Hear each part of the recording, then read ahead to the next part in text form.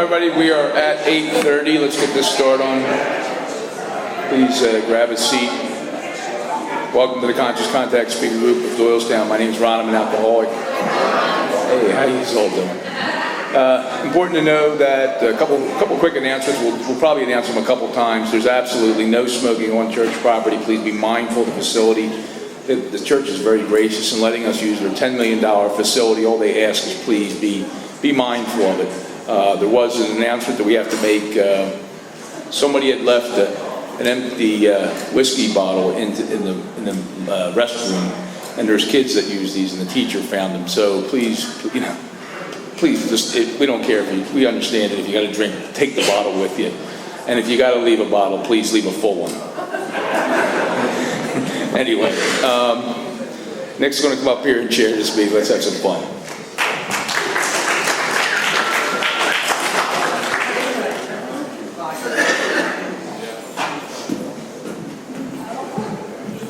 Good evening, everybody. My name is Nick. I'm an alcoholic. Welcome to the Conscious Contact Speaker Group of Alcoholics Anonymous. This is a 1-hour meeting that meets every Saturday at St. Paul's Lutheran Church on 301 North Main Street in Doylestown, Pennsylvania. This business meeting for this group meets every Saturday at 7 p.m. till 7:30 right here. The purpose of this group is to provide a consistent message of hope and recovery through God reliance and service to others through the practice and teaching of the 12 steps. We record all speakers so that others may benefit from their message of recovery. If you wish not to be recorded, simply ask. This is an open meeting of Alcoholics Anonymous. The group would like to welcome everyone, especially newcomers. Is there anyone new or from out of town that would like to introduce themselves with their first name? Yes. Hello. Linda. Hi, Linda. Welcome. All right. Oh, yes, sir. I'm Raphael. Hey, Raphael. Welcome. Awesome. The Conscious Contact Speaker Group encourages sponsorship. Would anyone with working knowledge of the 12 steps and is willing to sponsor, please raise your hands. Excellent. Are there any announcements from the floor for the good of AA? Yes, sir. There's flyers on the back table. There's the Jersey Shore Roundup. I believe it's November 2nd, 3rd, 4th, and 5th. It's pretty powerful. Never experienced it. People are, if you're into recovery. Back table. Yes, sir. Hello, Brad Alcoholic. Hey, brother. Last Saturday of every month, we have an AA meeting out in Lambertville in a very special places like Wonderland.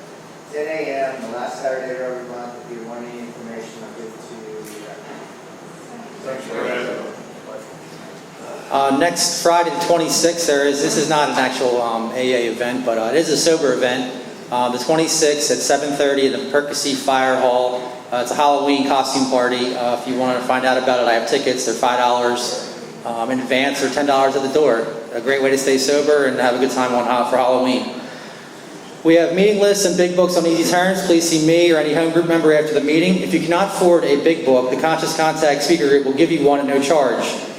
Anyone willing to make donations for the purchase of big books and CDs to help those who can't afford them can put donations in a jar on the table marked Big Book and CD donations. If you'd like a CD of any speaker, past or present, please see myself or any home group member after the meeting. They're available free of charge.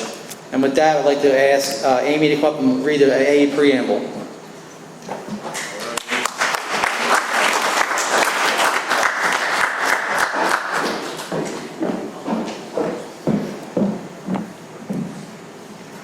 Hi, I'm Amy. I'm an alcoholic. Alcoholics Anonymous is a fellowship of men and women who share their experience, strength, and hope with each other that they may solve their common problem and help others to recover from alcoholism. The only requirement for membership is a desire to stop drinking. There are no dues or fees for AA membership. We are self-supporting through our own contributions. AA is not allied with any sect, denomination, politics, organization, or institution. Does not wish to engage in any controversy, neither endorses nor opposes any causes. Our primary purpose is to stay sober and to help other alcoholics to achieve sobriety. Please help me welcome Sean up for the 12 Steps of Recovery.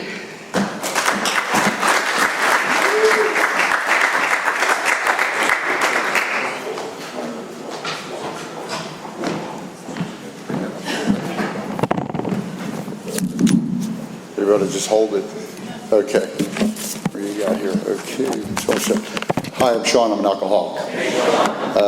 12 steps of AA. Number 1, we admitted we were powerless over alcohol, that our lives had become unmanageable. 2, came to believe that a power greater than ourselves could restore us to sanity. 3, made a decision to turn our will and our lives over to the care of God as we understood Him. 4, made a searching and fearless moral inventory of ourselves. 5, admitted to God, to ourselves, and to another human being the exact nature of our wrongs. 6, we're entirely ready to have God remove all these secret defects of character. 7, humbly asked Him to remove our shortcomings. 8, made a list of all persons we had harmed and became willing to make amends to them all.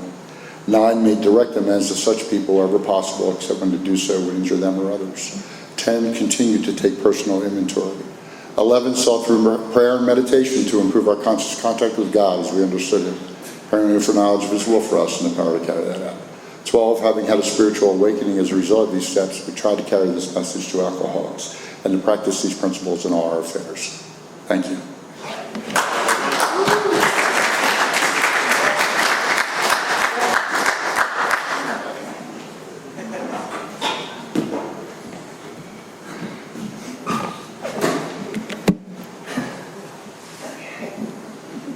I wish I was 6 foot tall, man. 7th tradition we have here. Every AA group ought to be fully self-supporting, declining outside contributions. At this time, I'd like to pass the baskets. We have no dues or fees, but we do have expenses. This group provides many services. Your donations cover rent, big books, CDs, events, and workshops. There is absolutely no smoking on church property. Just walk across the street and please dispose of your butts.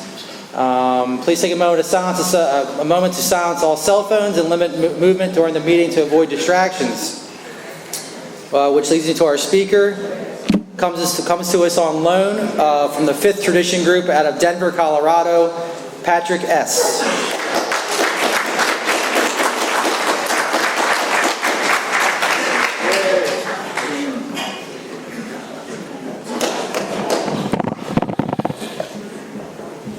Patrick, alcoholic. Actually, my name is Patrick Francis Xavier Sweeney, and I'm an alcoholic. You know, my first sponsor, a guy named Ken O'Brien, used to announce his whole name, and he would love it when people would come up to him and say, "This is a program of anonymity, and you're not supposed to say your last name." And I said that to him. I made the mistake of saying that to him as well. And he said to me, he says, "Well, the way I read it, it says press, radio, and films. And I don't think the New York Times or any TV station is interested in you getting sober." So he goes, "We give our names out here so we know who we are. So you know who I am. And if you're interested in my number afterwards, I'm more than happy to give it to you."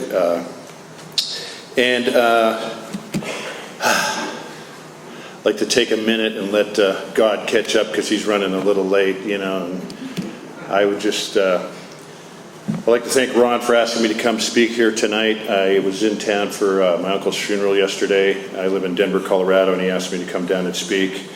And I have a good friend, Brad, here that runs an equine therapy ranch over there in Lambertville, that they have a great meeting over there Saturday, 10 a.m. If you don't get that chance to get over there, you should definitely check it out. It's like 100 people. It's an amazing space. And, you know, Ron was saying earlier about let's have some fun tonight. And, you know, that's what I'd like to do. You know, I don't want to bore you with any of my selfish, self-centered life, you know, and most of it has been, just about 98% of it has been self-centered. And, you know, one of the great things about the program that worked for me when I came here, because I was raised in a church and, you know, the altar boy and religion classes every day and had to go to Mass 3 times a week and that stuff. And I grew up with a lot of insanity, and I would then go to church or go to school, and they would tell me that the reason all that insanity was happening at home was because, you know, I was born into sin and I'm a sinner and all this other stuff. And I always had a problem with God. And one of the things when I came here, I heard something I'd never heard before, because I knew, of course, this is all about the money and this is all about Jesus, and I knew that was going to be the case. So, you know, but alcohol and drugs has a way of making me desperate. I don't know about you, but desperate that I was even willing to try that, you know. And one of the things they said in here was, don't be afraid to ask yourself what these things mean to you. You know, the steps, and first of all, I should say that I do not represent AA. I don't represent even my home group, the Fifth Tradition group. As a matter of fact, I didn't even tell any of them I was speaking here, to be honest with you. And I'm not an expert. And I love the story of them looking for, you know, statistics on alcoholics getting sober, and they called central office in New York, the GSO office, and they said, since you guys are experts on alcoholics, how do we tell who's going to get sober and who's not? And their answer was, we don't know, and we don't know, you know. It says in how it works, rarely have we seen a person fail who has thoroughly followed our path, you know, and the path is what I'm going to talk about tonight, not so much my drunk-a-log, because I'm kind of tired of it. I got sober in March 2nd of 1987. I kind of said that like I own it, but as a matter of fact, I was surrendered to this program in March, because I had been coming around for like 2 years, and see, I don't fit in anywhere, and I don't like you people. You laugh too much, you know, you get along too well, and you couldn't be as alcoholic as I am, because I don't get along with anybody, and I hate everybody, right? Especially myself, and if you want to be friends with me, I really don't like you, you know. And so it was really, you know, I really believe back in March of 1987 that I was surrendered to this program. Yeah, that's just my opinion. But back to what I was talking about, when I came here, I heard that they said, don't be afraid to ask yourself what these things mean to you, right? And they also said something which, you know, if you think about it, it's in our big book in We Agnostics. It's actually kind of insulting, you know, and I'm insulted easily, you know, because sometimes I think I'm smart and I'm actually not, but it says, and this is the way my sponsor would read it to me, it says, Patrick, don't be afraid to ask yourself, Patrick, or let your prejudices, Patrick, prevent you, Patrick, from asking yourself, Patrick, what these things mean to you, Patrick. And they're talking about the spiritual stuff, the spiritual side of life. And the 12 steps, in my opinion, and like I said, this is just all my opinion, I'm not an expert. My opinion is that the 12 steps isn't about to teach me about a religion or any of the other stuff. It's really about to uncover in me what is natural to me, so that I can live my life as me, comfortably as me, because I could never do that before. From day one, way before I took a drink, my first drug of choice was throwing rocks at cop cars. And you may not think that that's a drug, but I'm telling you, I don't care what's going on with you. If you throw a rock at a cop car, you will not be worried about that thing anymore. You will not be thinking about what was bothering you, because you'll be running your butt off. But so back to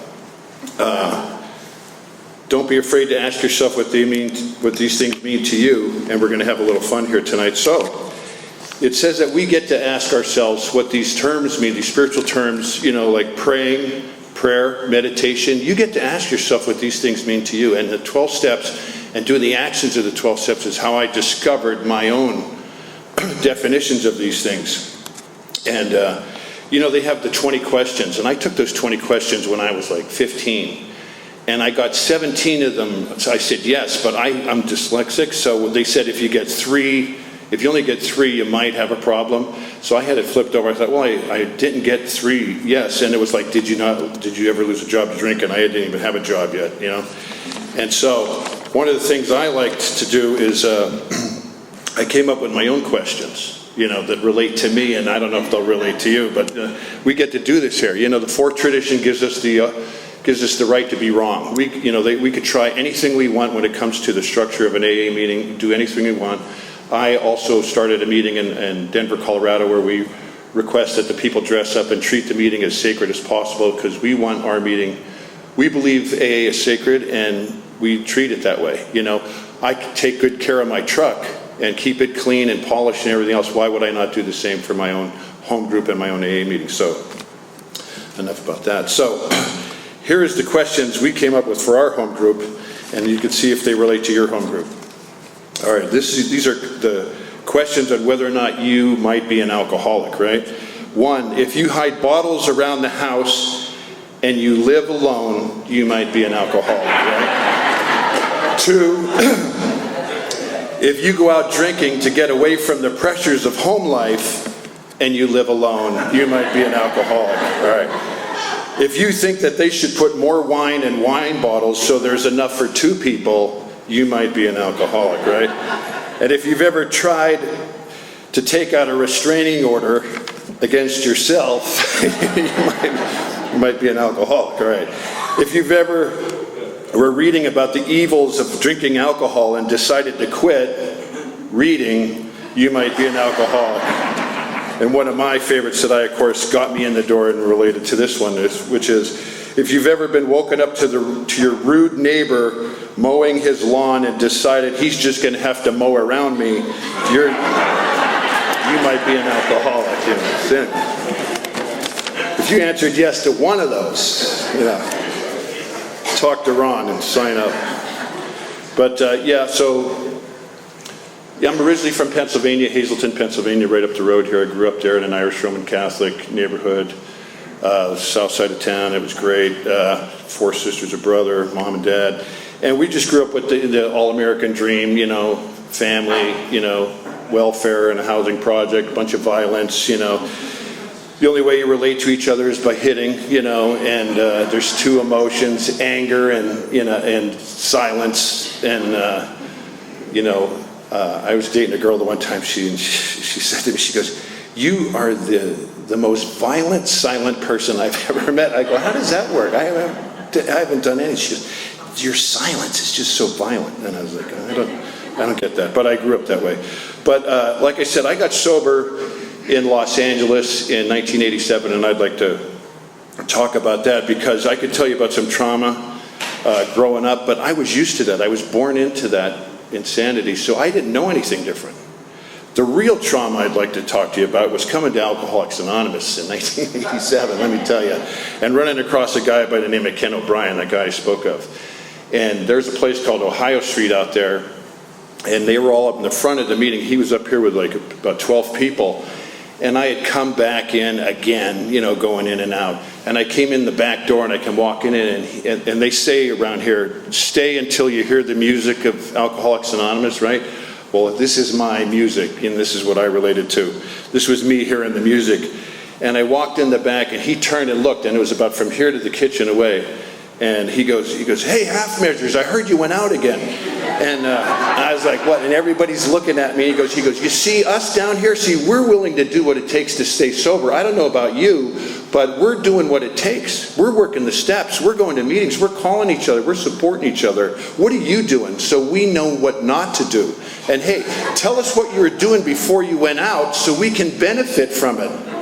And I was like, what do you, I wasn't, prepared for that, obviously, hungover and that stuff. I was expecting, oh, you went out, all this other stuff. But, you would probably get arrested today if you did that to a newcomer. But I needed to hear it that way. That's the kind of the mindset that I grew up in.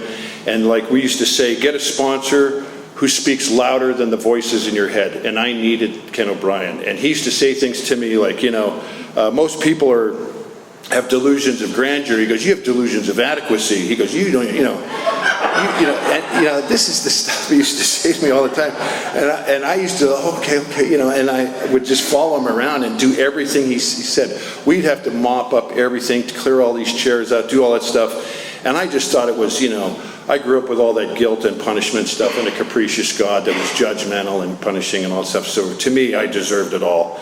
And I didn't realize that what they were doing was they were keeping me busy because they understood that I was an alcoholic, and I was a young alcoholic. I was 25, and they knew that my mind was just crazy, like a whirling blender going on, going crazy. And the way I dealt with that all my life was drugs and alcohol. And now I didn't have the medication, and if I was to stay sober and not go crazy, that they decide, they used to keep you real busy all the time, and they tell you what meetings to go to. And I know you're not allowed to do that. And I hear a lot of people say to me today, if I came in here and anybody ever told me what to do, I would have walked right out. And I say, they would have let you walk out, because they know, and they knew back then that you could walk out of here, but we're very confident that drugs and alcohol will chase you right back in here. Because if you think we're scary, when you stay out there long enough, you'll see some scary stuff. And, so they had me doing stuff like greeting. And now I was pretty much a sociopath. I was doing that other stuff, that we used to call Peruvian marching powder, which is, not to correct, it should be called Peruvian crawling powder, because after you do it, aren't you really crawling on the floor under the windows, peeking up all night, looking for the FBI. But anyway, drinking all the time, So I wasn't really prepared to be a greeter when I got here, and I had never done anything in my life to prepare myself to be a greeter, And so now they have me greeting at the door, and I had been spending the last couple of years in a biker jacket, a black leather jacket with the hair down over my face and dark sunglasses and riding a Harley and, not talking to people and drinking myself into oblivion. And now I'm a couple days sober, and what do? They put me at a doorway to an Alcoholics Anonymous meeting. And I always tell the story, in Hazleton, Pennsylvania, when I grew up there, in the 70s, these two guys were in a car accident. And I lived in this little housing project, this little welfare housing project up there, and everybody knew everybody, and everybody heard everything that was going on. And, so Richie and Mark were in a car accident, and Richie Guidish goes to the hospital and is in ICU with his head swollen up like a watermelon. But they weren't feeling sorry for him. Who they were feeling sorry for was Mark Shoemaker, because Mark Shoemaker didn't get injured one bit and had to go to court, and the court sent him to Alcoholics Anonymous. It was like they denounced his citizenship or something like that. I just remember everybody standing around going, oh man, AA, wow. So, that was what I knew of AA.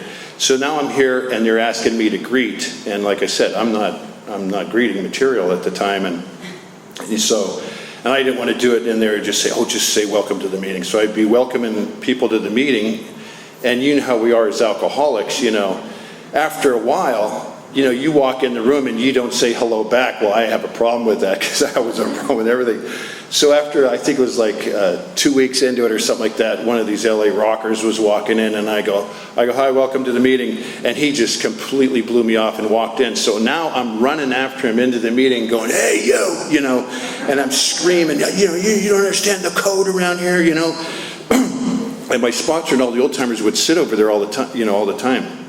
And they come run up, they're like, no, it's not harassment, Patrick, it's hospitality, just welcome them. And I'm like, this guy, he didn't say hello and all this other stuff. And then I was like, well, I guess I screwed it up, and I guess I don't have to greet anymore. And he's like, oh, no, he goes, you've been the most entertaining greeter we've had in weeks. He goes, you're staying, And I got so much out of greeting.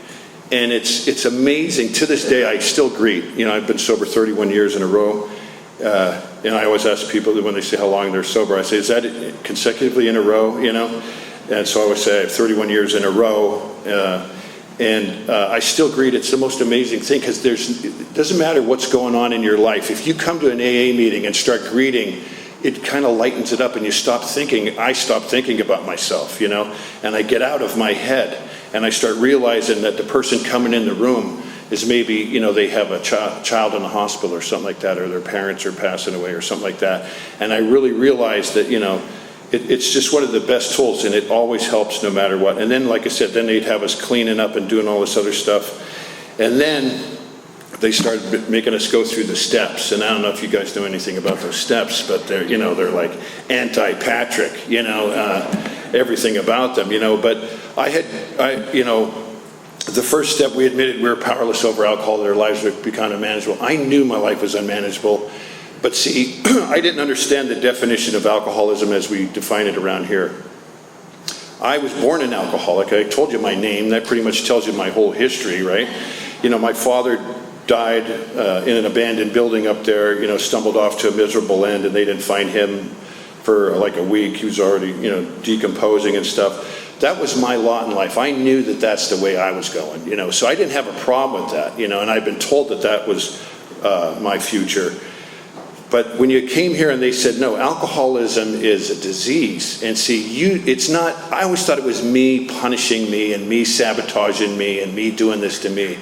And not until I got here did I realize that I have a disease, and it thinks, and I have the thoughts, and it's running my life, and it's like identity theft, and I'm just at the effect of it, and my whole life had been at the effect of it.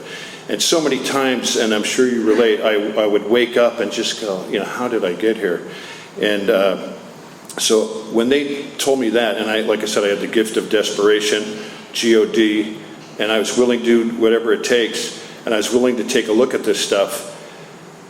They explained to me that, I didn't have a choice, and I cannot safely think or talk or hang around any alcohol or drugs or any of that stuff. I cannot do it. And see, I was always managing it, and I always thought the obsession of the mind was that I was totally obsessed with a drink, and I never really felt that way until I drank. And what they're talking about, the obsession of the mind for me is I'll be driving to work, and it'll be 6:30 in the morning, and all of a sudden have this thought in my head, oh, I wonder if that bartender, that good-looking bartender is still over there, and if she's working the morning shift, let me go over there and drive over. And I would drive over there, and the next thing you know, it's 3 days later, I lost my job, I crashed my truck, I got arrested, and I don't even know how it happened. And they said, that's the peculiar mental twist and the obsession of the mind that we're talking about, where I get, the disease fakes me out, and I just go with it thinking it's me. And then the other I had the problem with God when I came here, and I was talking to Ken O'Brien about God, and he goes, yeah, tell us about your problems with God. And I started laying it on. And if anybody had ever come up to me and talked to me about God, I had all this vicious, vile stuff that I would say to them about what I thought of God, and I would just say the most nastiest, violent things I could think of, and I'm not going to say them from the podium tonight. And most people would walk away, but I'm saying all that stuff, and I'm just, foaming at the mouth about God. And Ken O'Brien elbows Bob Simon next to him, and he goes, hey, it looks like we got us a believer over here. And I was like, what? He goes, yeah, you're a believer, right? And I go, no, didn't you hear what I just said? He said, well, you tell me there, how is it that you have such hatred and such violent thoughts about something that you don't believe exists? How is that? And that's why they trick you around here. They paint you into a corner. They don't get a sponsor, by the way, because they're cruel, and they do this stuff to you. So he said to me, he goes, why don't you just ask whatever power is out there, doesn't matter, for it to express itself in your life so that you know. And that was one of the things I had never heard before. I didn't know that we as individuals were allowed to ask whatever power there is out there to express itself in our life so that we know. And then it was, I couldn't think in our or we, that I would know. And I didn't even know that I was allowed to ask that question. So that was essentially, my second step, came to believe that a power greater than myself. And he's like, okay, so what we do around here is the way we work the steps is we admit, come to, and make a decision, right? So we're going to admit that we don't have any experience, that we have no knowledge about this, and we're not going to go by anything you're saying or thinking. And what we're going to do is we're willing to do something different and try something beyond the library of our own knowledge and experience, and try something completely different so we have a new experience, and then make decisions based on the new experience. He says, so what we're going to do is we're going to turn this over, and then we're going to get into action, working with others, greeting, cleaning up, and we're going to do all this other stuff and see what happens. And he goes, and what we're going to do is we're going to get down on our knees, and I would have never got down on my knees and said a prayer before this, and I'm telling you, I really wouldn't have. But I was desperate enough, so I was willing to get down there on my knees, say a prayer, holding hands with a grown man, right, and saying this prayer. And he says, all right, so now we're going to call down the thunder. Is essentially what we're doing, and we're going to throw it out there to the universe and see what comes back. And you're just willing and you're open-minded, right? You say you're willing and open-minded, and you're going to be honest with yourself. I said, absolutely. So I started doing this stuff, and like a week later, like I told you, I was the guy in the back of the room, the wallflowers we used to call them. Brad used to be one of them. I know, it's just about me tonight, right? Back on the wall with the black leather jacket and the dark sunglasses, my arm crossed, hating all of you, right? Judging every one of you, right? And so about 2 weeks after we did this, I was over at the kitchen cleaning the coffee pots and the cups with my buddy Sandy, who was like a 6'4" Jewish Fred Flintstone, and he was like my best friend. We used to sit at what we called the brain damage table back there in Los Angeles and shake and, pray that our sponsors wouldn't come that day, and we're over there laughing at each other about, I'm going to tell your sponsor you're doing that, that kind of thing, and, I look over Sandy's shoulder, and there's a guy against the wall in the back of the room with his arm crossed, black leather jacket, dark sunglasses, looking at me and hating me, and I could see, I just knew everything he was saying. I lived it. And I was looking at him, and my instant reaction was, no! And I started across the room to go tell him, no, I don't join anything, and I don't belong anywhere, and I'm not doing this crap, and the hell with these people.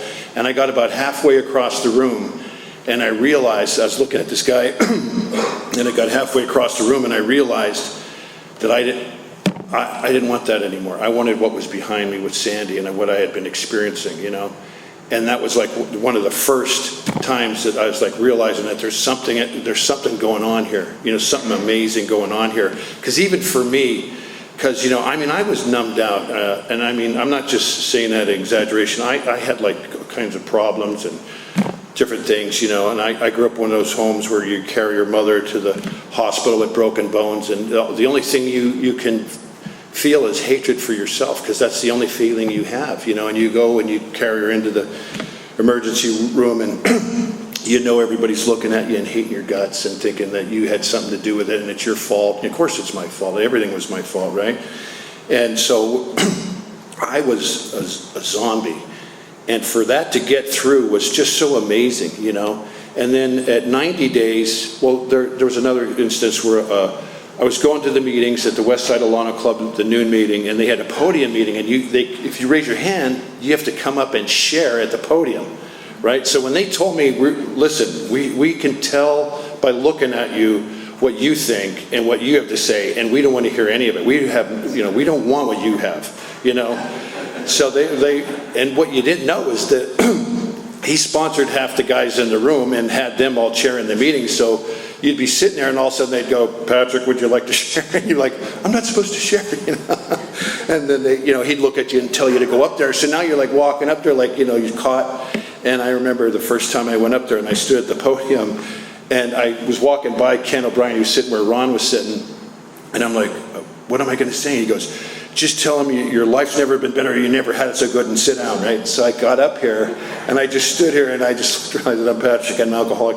My life's never been better, and I never had so good. And the room just erupted in clapping and laughter and all this other stuff. Because, see, they were all excited that I was part of the deal and that I was following directions and stuff. Because I couldn't see that I was the same height I am now. I was 6'2", but I was 165 pounds. I weigh about 250 right now. I was 165 pounds, my teeth were gone. I had this big head sitting on top of the broomstick body, and I was all weirded out from doing all those drugs and alcohol all those years. And, they were just excited for a person like me. Like we get excited when we see a new person take to this thing. And it was amazing for me. And then this woman kept coming up to the podium every day at noon and sharing about her sponsor, making her do an inventory, and then, and of course, it was just outrageous because the woman was sharing. She goes, I read my 4th step to my sponsor. I did a 5th step, and she's telling me that I need to look at my side in my father molesting me when I was a little girl, and she was like pissed off, and all the women and everybody in the room were all like, that's just absurd, and this woman's taking these steps way too far, and that shouldn't be allowed, and you should get a different sponsor, and just said this. And this woman kept doing this every day for like 2 weeks, and every time the whole group was just fed up with it, and they're like giving her all this advice and everything else. And after 2 weeks, she gets up there. Her name was Donna. She gets up there and she's just a completely different person. I was standing over there, and she's like, I was going to drink, so I decided if I'm going to drink, I'm going to die. Why not do what my sponsor asked me to do? So I became willing to look at my side in this. And like we think when we first go into the steps, we think it's about fault, and we think it's about guilt, because that's the only lens I know how to look through, right? And she says, no, I looked at it, my sponsor walked it through me, and I saw that I was just a little girl that trusted my father, from birth, and I didn't know any better. And that he did that and I didn't understand it, and the only thing I knew to do with it was to blame myself, and somehow deep down inside I believed that I had caused him to do that, because as little people, we can't comprehend the inadequacies of the people in charge or that stuff, so we take it upon ourselves. That way we're able to manage it. And when she did that, it was like the whole room lit up in a way like I've never seen before. And I'm telling you, I was a zombie, and I was standing over there, and it was like a beam of sunlight came down, I mean, this is 31 years later, and I tell you, it's never stopped affecting me. It was like a beam of sunlight shone down right through, like we say, it's like I reached out without my voice, without my pride, like the song says. I reached out from the inside, and that was never allowed before. And I had to get out of that room immediately, but I knew walking away that there was something here, that there was a power here. And I could hear Ken O'Brien's voice saying, we're going to call down the thunder, and you will be convinced. You will know. And I didn't know that I mattered enough. I didn't know that I even, I wasn't worth getting sober. I tell the story, when I was 4 years old, my father was trying to kill my mother and, trying to break her neck over this piano bench table. And I held my breath and passed out and fell down the steps. And this big old head, which I had when I was little, boom, boom, boom, down those wooden steps. And I woke up with a headache, throbbing headache. I pissed my pants and all that stuff. And I knew that I had failed as a son. I had failed as a man. I failed as a family member. I failed as a human. And I knew that I lost any chance at happiness in life or becoming anybody or doing anything. And that was at 4, and it just got worse, and then, now I'm in Alcoholics Anonymous, and the sunbeam of light shines in past all that as well. And it was just, it's just like realizing that, and I like to tell people this all the time, it is, your one heart, your one love does matter. And I didn't know anything about any of that stuff when I got here. And for a long time I didn't. And so when that woman did that, I felt really that there was something here, and I knew something was here. And I just kept coming to this and doing this stuff and just hearing the most amazing stories. And, the steps, like I said, aren't to try and teach me any type of dogma or anything like that. It's to discover, like it says, that power which is God, which none of us can fully comprehend or understand. But we get to have, like the third step says, God as I understand him doesn't mean that Patrick is going to understand God, because God is infinite, in my opinion. God is infinite. By definition, infinite means beyond definition, right? What it really means is that Patrick gets to have an individual experience. We all get to have an individual experience. I think that spirituality ought to be classified with sexuality, because if you think about sexuality, you get to express yourself any way you want. And why wouldn't it be the same with spirituality? Why can't it just be the same, that it's open-ended, that you get to learn and grow and have your own experience? And that's what they gave me here when they taught me that. And is that clock right? What time? Wow. Well, you guys, God did step in and fast forward that clock. Is it 10 after 9? Really? What time am I supposed to end? Oh, 9:30. Okay. I thought I was out of here. Sorry about that. Anyway, so that experience with that woman and everything else opened my mind enough. And see, that's what we need around here, and that's what newcomers need. They don't need to just hear what's on what page. They need to have a new experience, in my opinion. And like if you come to my home group, or you hang around me, or if you want me to sponsor, I tell you, listen, I'll sponsor you, but you got 30 days to prove that you really want me to sponsor you. And not that it's like I'm a performance sponsor or anything like that. It's just that, listen, if you're serious, because it's really, we get to go on a journey together. We get to commence, it's a relationship, and we get to commence shoulder to shoulder. I don't like the word sponsorship. I like the expression shoulder to shoulder. You're going to sponsor me as much as I'm sponsoring you. You're going to teach me as much as I'm going to teach you. But are you willing to go to meetings every day? Are you willing to make 3 phone calls every day? Because it's the disease defined in our book. The other thing when I got here is I thought Alcoholics Anonymous was about not drinking. And I heard this great speaker, we've had him out, Steve Lee's great out of Nashville. He tells the story about how, his first couple days of AA, and a buddy of his calls up and says, hey, we're going to be barbecuing, watching the game this Sunday. Why don't you come over? He goes, no. He goes, I'm going to be at home. And they go, you're going to stay? What are you going to be doing? He's like, well, I'm just going to be at home not drinking. I thought that that's what staying sober was. You know, I thought my experience with sobriety was the times between I drank and used, right? And I didn't want to have anything to do with it. But you find out that Alcoholics Anonymous and sobriety is not about quitting drinking. Although not drinking is absolutely, you know, abstinence is absolutely the thing. But it's not about just quitting, you know. Clint Hodge is one of my favorite speakers all the time. He passed away. He's up at the big meeting, and this guy used to say, you know, the first step doesn't say, quit, come on now. Quit being a pig, you know. That's why the program isn't called Pigs Anonymous, although in my case it certainly could be called that, you know, because I drank like a pig. I did everything, you know. And it's about not drinking and discovering why it is that I drank the way I drank, and working on those things. And I really believe that alcoholics are seekers, you know, and that's why through our whole program it says God could and would if he were sought. And it doesn't say found, because maybe, you know, I think that I find God in working with others, you know, and it's just like I cannot see my own eyes, I cannot see my own ears, I cannot see my own face unless I look in a mirror. But when I'm working with someone, somehow, and I cannot see my soul, but when I'm working with a new guy and we get to talking and stuff, somehow I get to see who I really am without my story.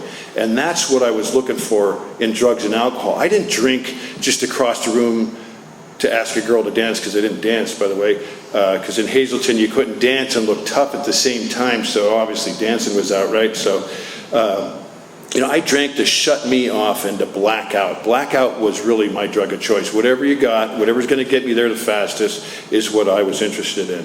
And when you take that stuff away, now I have to deal with the problem. And the problem, in my opinion, is me. And not that I'm bad or wrong, you know, or guilty or any stuff. It's just that I'm selfish and self-centered. And I don't even mean, I always read selfish and self-centered as bad and wrong. Selfish and self-centered just means self-oriented, you know.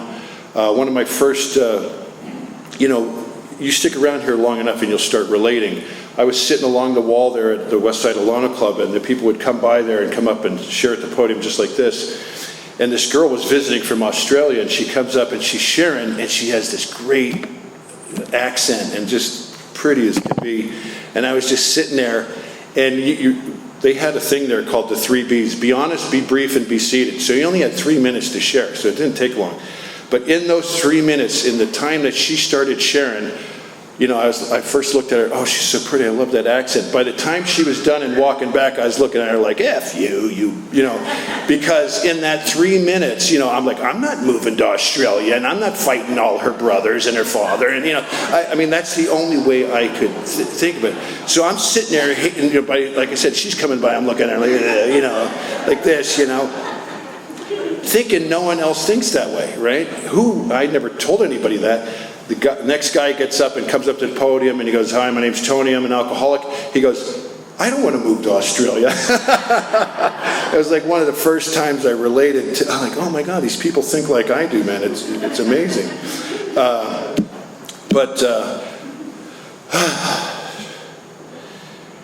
You know, I got 15 minutes.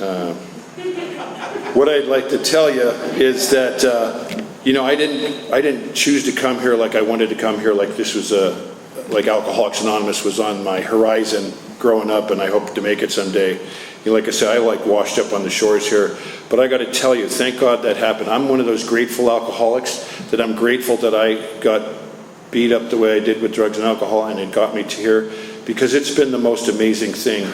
All the things I was looking for in drugs and alcohol, which was to shut me off and to learn to be able to step out without the story, the narrative, the internal narrative, because we all know what it's like to be at work, and work is tough. I build houses. Work is tough as it is.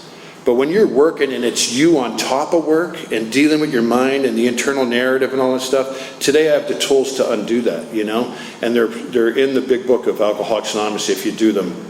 If you take those actions, you wind up having the experiences outside of the library of your own knowledge and your own experiences, and you get to make different choices. And it says in our book that it's a spiritual program based in it's a program based in spiritual principles and put into action. So I didn't even know what a principle was. And a principle is a law or a guideline. And like I said, you get to come up with every definition you want, right? My definition of it is a law or a guideline that I get to live by, think, act, and decide from. Because I was thinking and acting and deciding from, like we say in Alcoholics Anonymous, I had, selfishness, dishonesty, resentment, and fear doing the thinking, and terror, bewilderment, frustration, and despair answering, and there's like this closed loop in my head. And I was wondering why I wanted to, drink myself to death. Here you get, like I said, you get to come up with your own definitions. The principles, laws, guidelines that I get to think, and what are the principles? The principles are forgiveness and gratitude. When I'm grateful, I was never grateful for my life, never grateful for the way I was raised or any of that stuff. And today, I'm grateful for my life. I'm grateful for my childhood just exactly the way it was, because you don't know what's going to happen around here. Like I always tell the newcomers to get out while you still can. If anybody ever watched The Twilight Zone, and they had that show where the aliens were landing and taking humans off to the new, more better place, right? And then at the end of the show, they revealed that what they were doing is they were taking them away and, eating them, And I always pretend that that's like what's around here because, they tell you it's about not drinking and giving up that stuff, and then they just, you think it's about reparations to those harmed, paying the money back.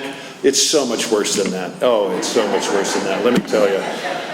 And I'll prove it to you right now, let me tell you. You'll be running out here soon. Those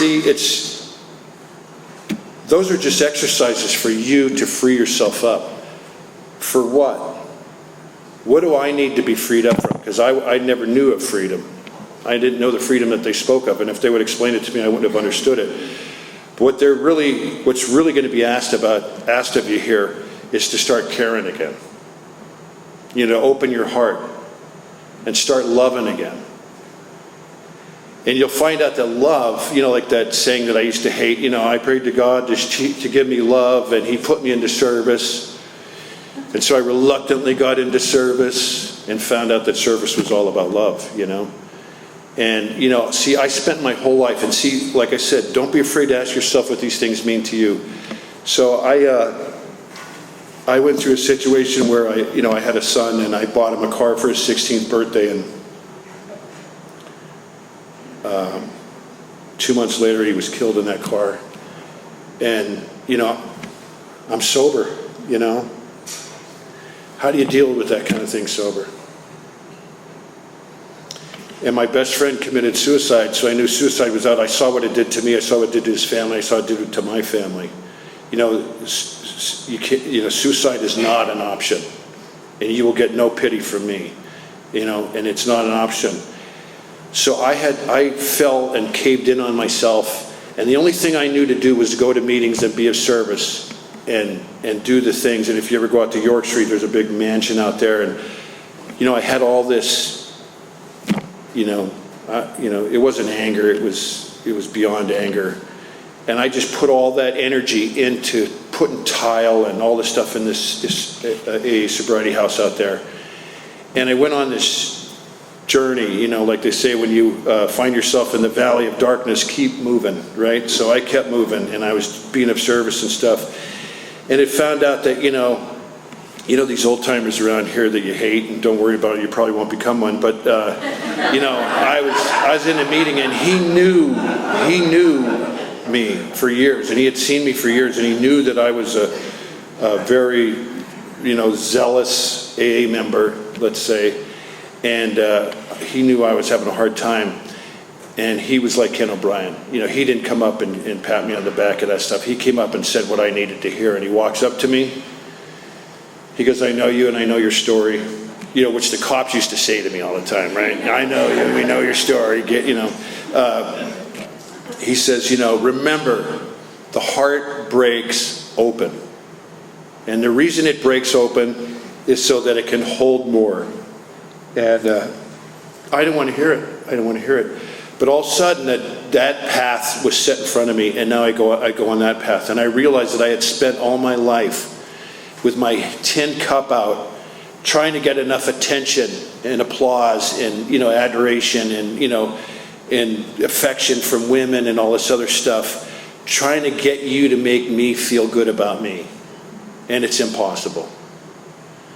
And I arrived at every situation all my life in need of you helping me. And that was selfish. And like our disease is defined as selfish and self-centered to the extreme, that's what I'm talking about. And I went on this journey where I found out, remember, I get to come up with my own definition. What is the heart? What is love, right? For me, and just for me, the heart is not a container that I gotta go around hoping you'll give me some so I could put it in there and fill it up to some invisible line I never know where it's at or how much is enough. I don't think that we're designed that way. I believe today that the heart is a dispenser, and as you give of it, it's everywhere. And knowing that today just rocks me, because I'm telling you, some days I still feel like that kid carrying my mom into the hospital, and it's just so raw. But it's raw in a different way, where it's in a raw possibility, and that's what the whole program is about, is you learning to give of you. Because here's the thing. See, I want an unlimited supply of something, right? And we have that AA joke around here about the alcoholic stumbling down the beach, and he comes across the genie bottle and he rubs it, and the genie says, "Thanks for letting me out. You got 3 wishes, right?" And what would you like? He goes, "I want a mug of beer that every time I down it, it fills right back up," right? So the genie goes, boom, he gets the mug, he downs it, fills right back up, downs it, fills back up, downs it, fills back up. And the genie goes, "You satisfied?" He goes, "Yeah." He goes, "All right, you got 2 other wishes, what do you want?" He goes, "I'll have 2 more of those." Yeah. That's the infinite, that I believe in, the unlimited that I was always looking for. And I'm telling you that I think that I'm onto something. I'm crazy. You all know that, if you haven't gotten that yet. And that is, see, I have an unlimited supply of something, and I believe you have an unlimited supply of something. And I think it's me. And see, when I give of myself, I get to experience myself without my story. I'm not all that stuff that I thought of myself. I'm willing to surrender that over and be of service to someone else. And like I said, there's so many times I couldn't even count them in the 31 years where the phone's ringing and I'm supposed to meet that guy, and I've worked all day, and I just want to stay at home with the pretty girl and, watch a movie, right? And, oh, I forgot. And do I answer, do I not answer? And right, these are the things that, for me, can't be up for discussion. Because if I get to discuss them, I'm doing the selfish thing. So I can't leave it up for discussion. I answer the phone. Some selfish rant, right? And all right, I'll go hang out with you, right? And I go and spend time with this guy, and not once in 31 years did I ever drive away regretting showing up. As a matter of fact, I can't tell you how many times that I drove away from there, just feel it. I've never spent a minute working inventory on my father. My job is to forgive him, and I could tell you stories about him jumping up and down on me and all kinds of stuff. Today, I feel like I was trained to help just about anybody. Because I can talk to anybody today. I can go into prisons, I can go into hospitals, I can go anywhere. And that's the gift of it. And I can't tell you how many times I was working with a guy, and as I'm walking out to my truck, feeling like $1 million, feeling better than I've ever felt in my life, and I feel like my dad tasseling my hair going, "There you go, son, that's what I trained you to do, man." And maybe that doesn't mean a lot to you, but it's like I got my father back. I got my relationship back with my father, and I told you how he died. And the last thing I ever told him was, "When you die, have your family send me your grave address so I can go there and go to the bathroom on it." I mean, that was the last thing I said to my father, and we fought. And today, it's a complete relationship, and it's a loving relationship, and I have great memories. And I used to have nightmares like you cannot. Well, maybe some of you guys do have that experience, And then love like I said, love is really, I think, what we're here for. And I'm not the type of guy. I mean, me talking about love is a joke. It really is. I mean, because the only thing I knew about love was I would go out with a girl and I would break up with her and throw her away just to see if I would have any effect upon her whatsoever. And if she would come back. That was the only way I could tell. She could swear up and down and, oh, please, if you just let me in. And I'd be like, in where? There's nowhere in to be let in. If you know of the place to be let in, I'd like to get in, you know? And today it's really, you know, and one more time, it's like, I need love, I need this currency that I don't have enough of, right? And it really is, it's a giving of myself, and it's not so much about receiving it back, because that's always been the catch for me. It's about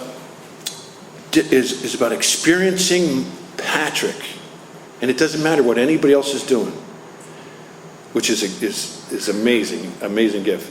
What it's about is me experiencing me being loving. You know?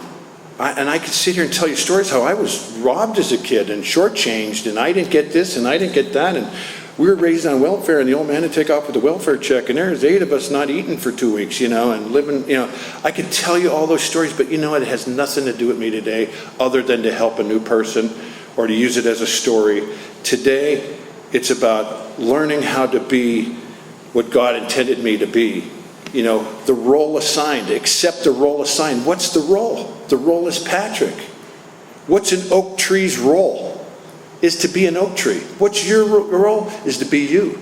Without your story, without the blocks, without the inhibitors and all that stuff. And to give of the natural stuff you have.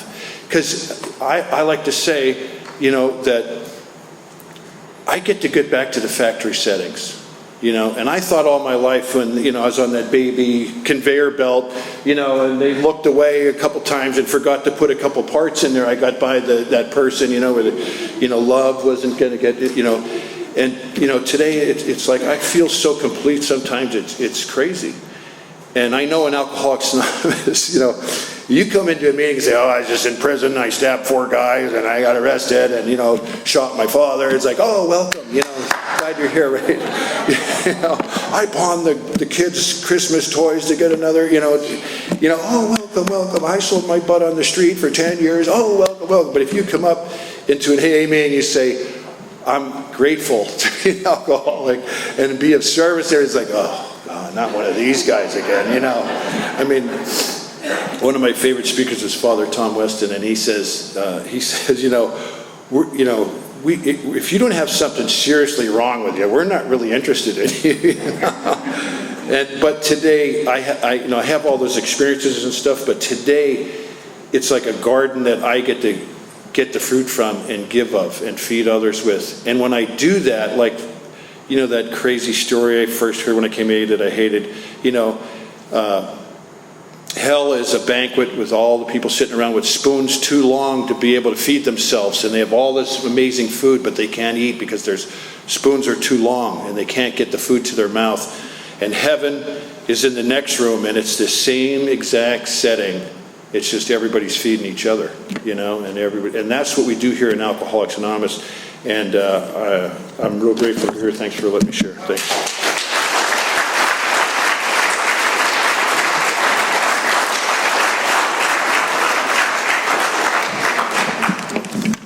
Let's thank Patrick one more time. Thank you.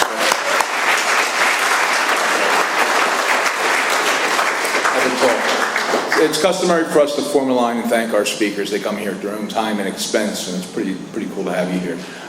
Don't forget the meeting after the meeting. What else do I got to announce? Oh, next week's speaker, Leslie D. out of Connecticut's coming down. She's a very nice, powerful speaker, so that's pretty cool, which we do every week. So we do this every week. So we got a nice way of closing. If you guys want to circle up, we'll say a little prayer.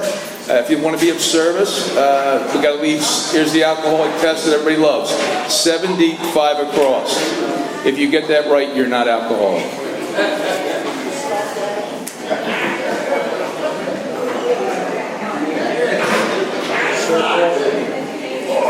Close the circle. Close the circle. Good stuff. One other reminder, we have CDs that are available free over here over the last month. Anyway, moment of silence, do with it whatever you like, followed by Lord's Prayer. Our Father, who art in heaven, hallowed be thy name. Thy kingdom come, thy will be done, on earth as it is in heaven. Give us this day our daily bread, and forgive us our trespasses, as we forgive those who trespass against us. And lead us not into temptation, but deliver us from evil. For thine is the kingdom, the power, and the glory, forever and ever. Amen. Keep coming back. This week's CD will be available next week and Thursday at the Big Book Study at Salem UCC Church. Thursday at 7:30.